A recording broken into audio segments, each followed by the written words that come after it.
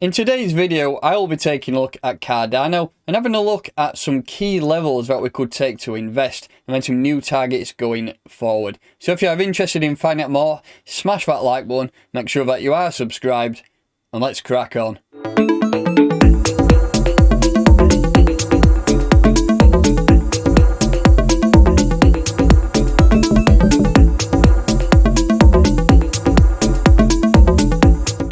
So hello and welcome to Operation Crypto. Today we're going to be taking a look at Cardano, but we will start off by taking a look at the general market and see what's going on with Bitcoin, Ethereum, and then have a look at the general market dominant state of play. As you can see, Bitcoin has been trending up for quite a while. I mean, even considering going back to March last year, we've been on an uptrend, but this is the latest trend I have in play.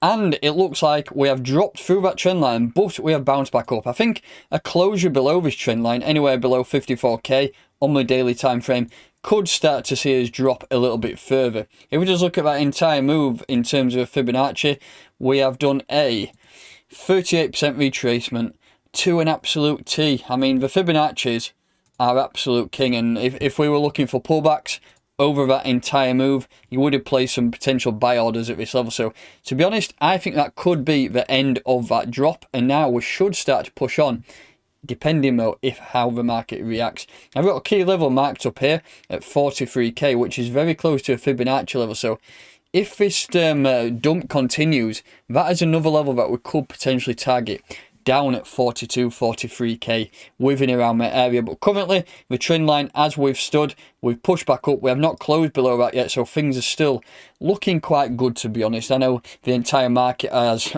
had a brutal shock, but it's nothing to worry about. On the way up, you should expect 30-40% dumps, and it's just a shakeout, so I would not worry about that, to be honest. Looking at Ethereum BTC, this is a setup I've had for a while. I think it's dropped through that level now, so that is pretty much obsolete. We have dropped a little bit lower than I would expect.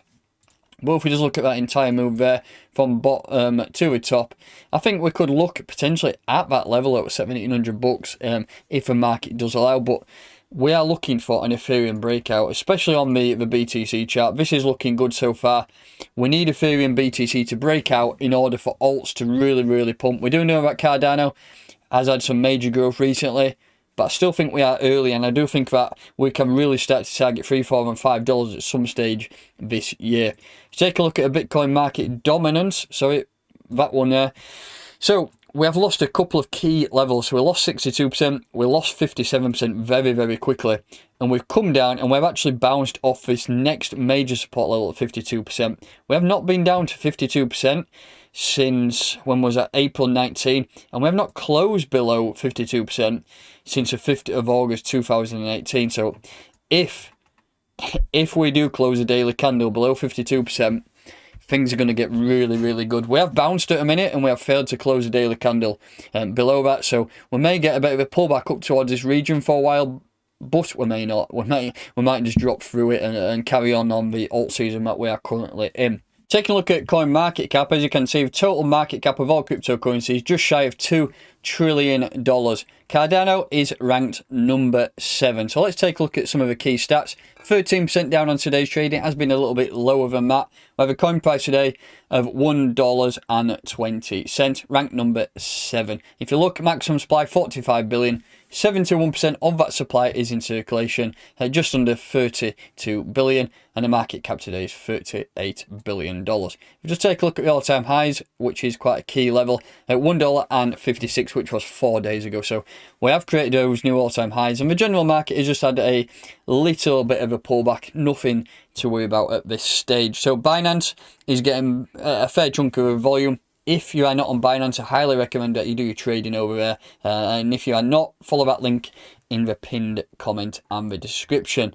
Looking at the volume, currently getting $6.7 billion worth of volume per 24 hours, which is absolutely massive. So we will start off now with some price analysis. And what we will first up do is the US dollar pair. And then we'll have a look at a BTC pair in too, because I know a lot of people do like to trade in sats and stacking sats is king. So this is the daily time frame. As you can see, I got the all-time high mark to at 157, and we have had a slight retracement. We did get very close, rejected, come back up, rejected, keep creating new all-time highs, and then we did hit them highs, and we have done a rejection. If you look at that in terms of a drop in price for today, from the highest point to the lowest point, we've done a 33% drop. So I did say towards the beginning, 30% drops on my way up. Nothing out of the ordinary. So things are looking good in my opinion. If you look at the MACD, we've actually had a, well, it looks like it's coming towards a bearish cross there, and a histogram is look like it's run out of steam, and the RSI is around mid-ground. So we could get a little bit of selling pressure here unless Bitcoin flips around and starts pushing on. Taking a look at the 4-hour time frame, this is we're going to do pretty much most of the analysis.